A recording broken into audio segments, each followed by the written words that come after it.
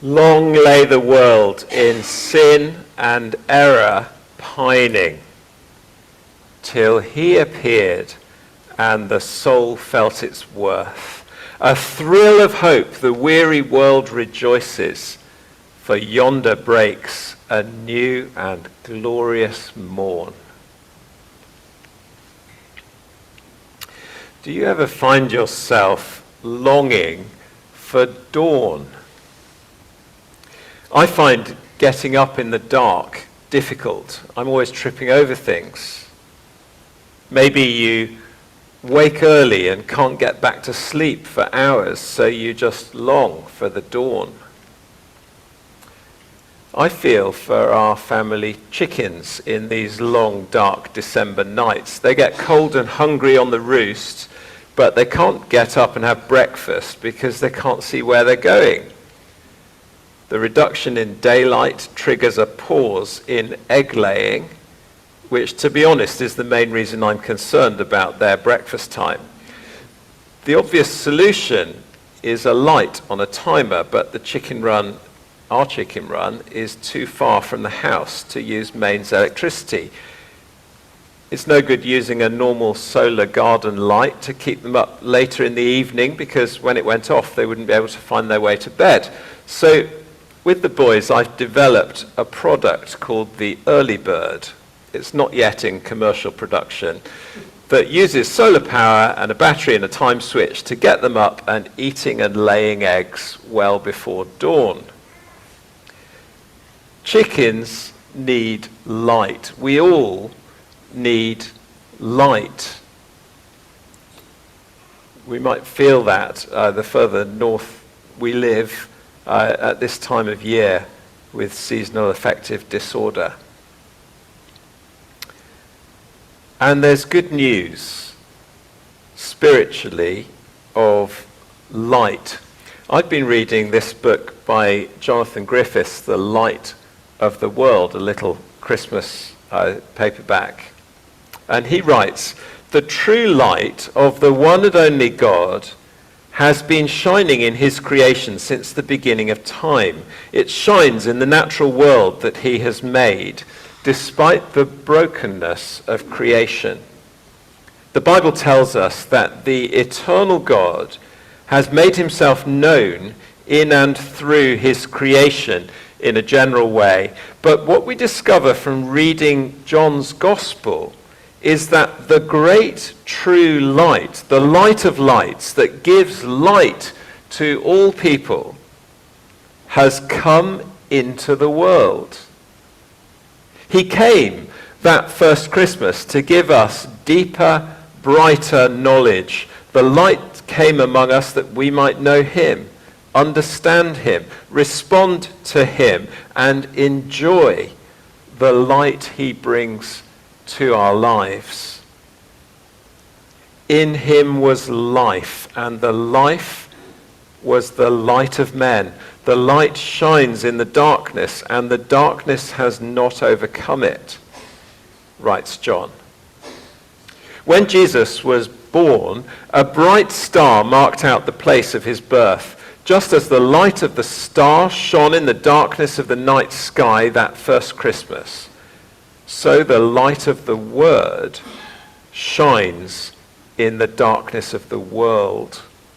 It is by his inextinguishable light that we can truly know our Creator and confidently navigate our journey through life.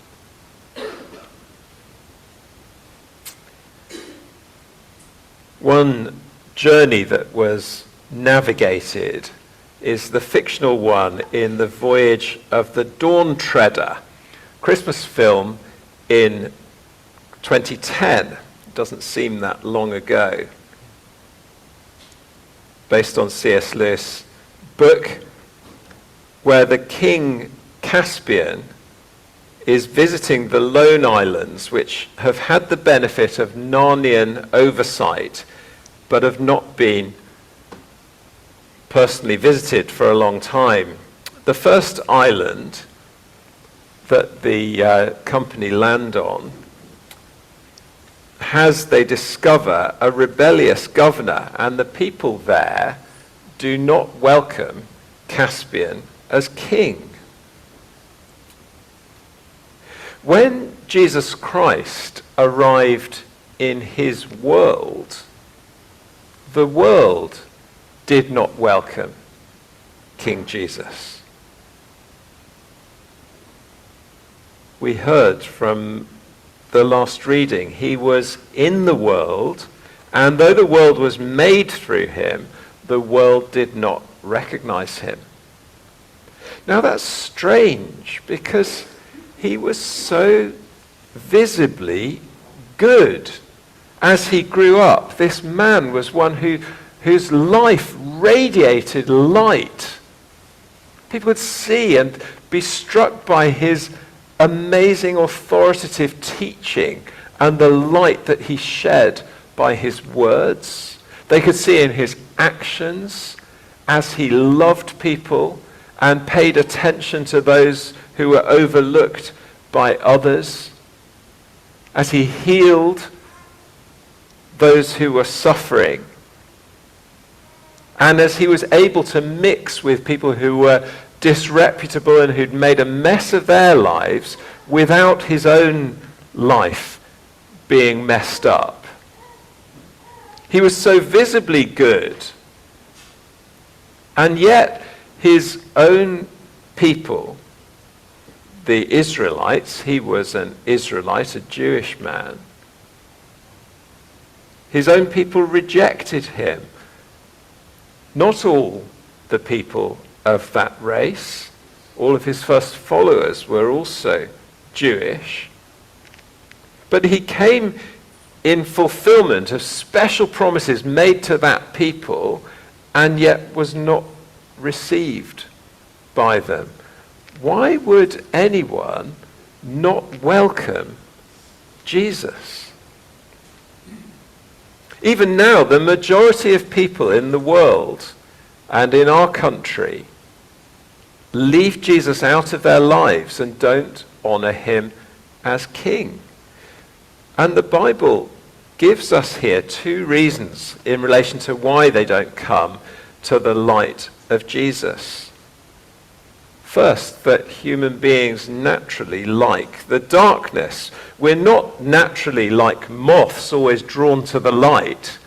Left to our own devices, we are more like cockroaches. Father Christmas comes at night.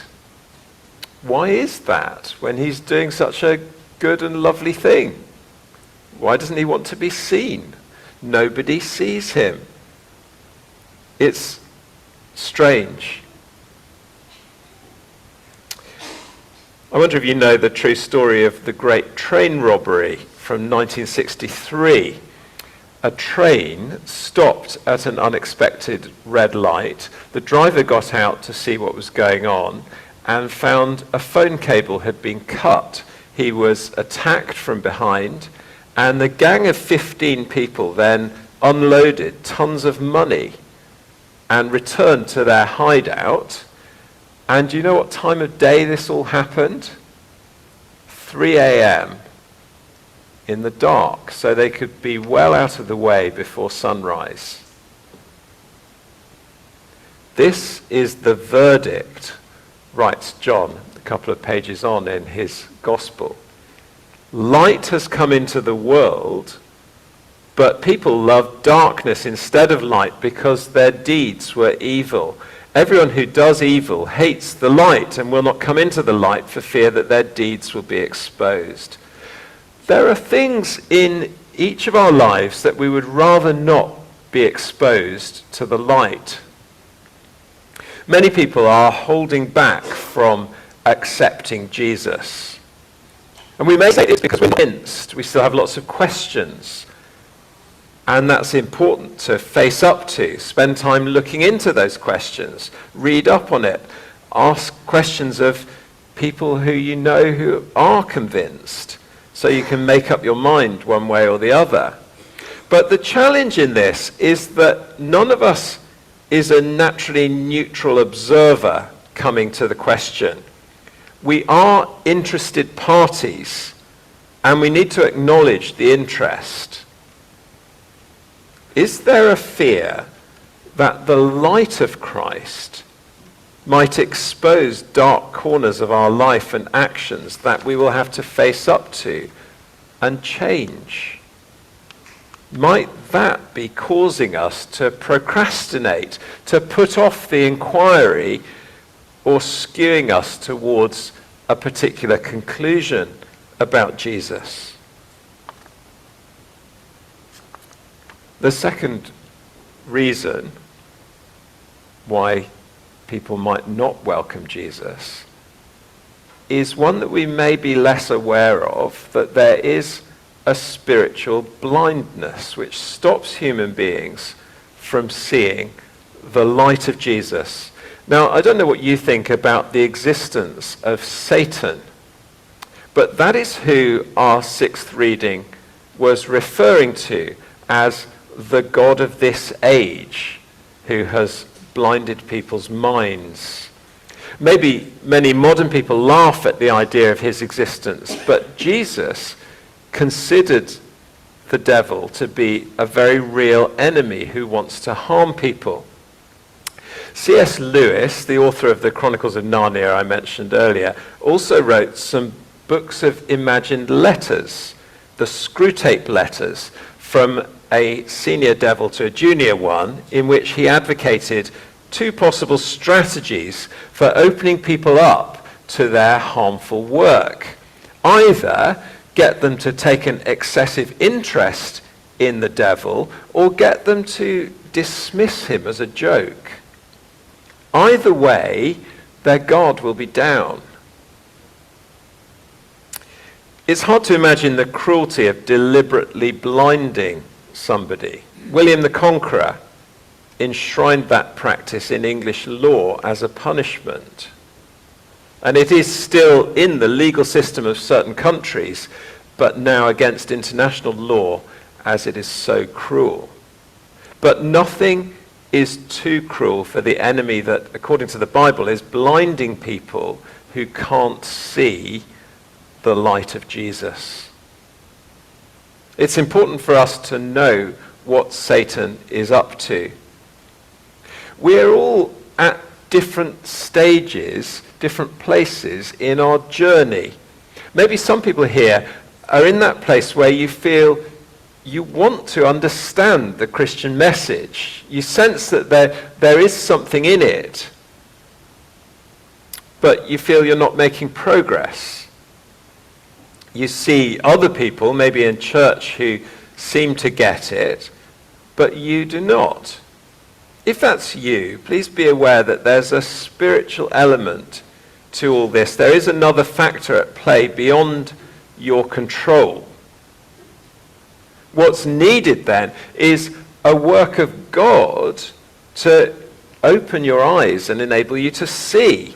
That began with the coming of Jesus as light into the world. And if you feel stuck, will you leave it at that? Or why not pray to God, asking him to open your eyes and lift your spiritual blindness?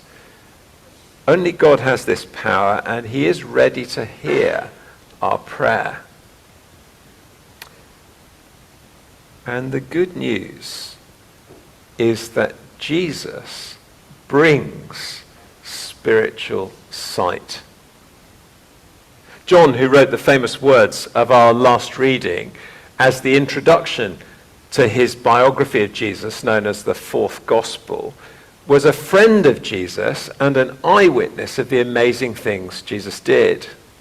When John wrote up Jesus' first miracle, turning water into wine at a wedding, he concludes, what Jesus did here in Cana of Galilee was the first of the signs through which he revealed his glory, and his disciples believed in him. Jesus provided these signs to enable people to see, to believe. And in chapter 9 of John's Gospel, Jesus meets a blind man, spits on the ground, makes some mud, puts it on the man's eyes, and sends him away to wash. The man had been blind all his life, but goes home seeing. It's a controversial incident, and it prompts a lot of discussion about spiritual blindness and sight. The religious people who thought they could see turn out to be blind. And the person everyone thought was blind starts to see and follow Jesus. So they grill him over what he thinks, and all he can say is, "One thing I do know, I was blind, but now I see." Light has come into this world, many of us, and come into his world, that man.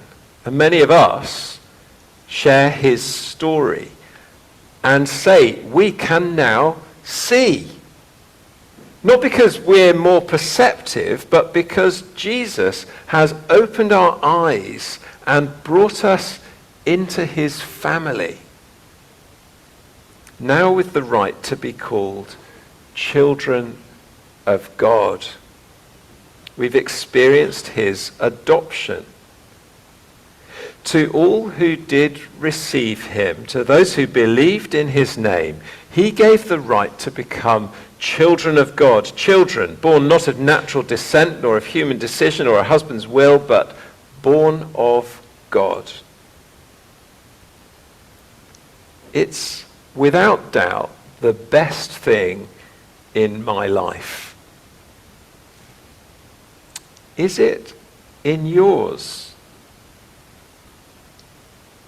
And I know many people here would answer yes. But if not, is it what you want? Will you receive him? And what does that mean, to receive him? John puts it another way in the same reading: believe in his name. The carol we heard so beautifully and movingly a few minutes ago puts it another way: fall on your knees.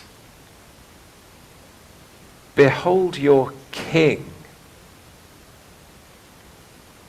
That's exactly right. He deserves our forever praises. And maybe you don't feel ready to fall on your knees and commit to praising him forever. Maybe you still have questions about how all this works, about whether it's all true. If that's you, I'm so glad you're here this evening. And I hope that you might have heard enough this evening to persuade you that this is important enough to think more about. So do take away that little booklet I mentioned earlier about the truth of the Nativity, and also to explore its impact on our lives. There's this thing called 321 linked to the Christmas countdown video that we watched earlier, either in book form or as an online course that you just watch on the internet. You can find it online by searching for 321 course, or using that QR code if you know how to point your phone at that. Or get this book by simply asking either me or the Reverend Ian Lewis, who led the prayers this evening, and either of us after this service would be delighted to give you a copy of this book.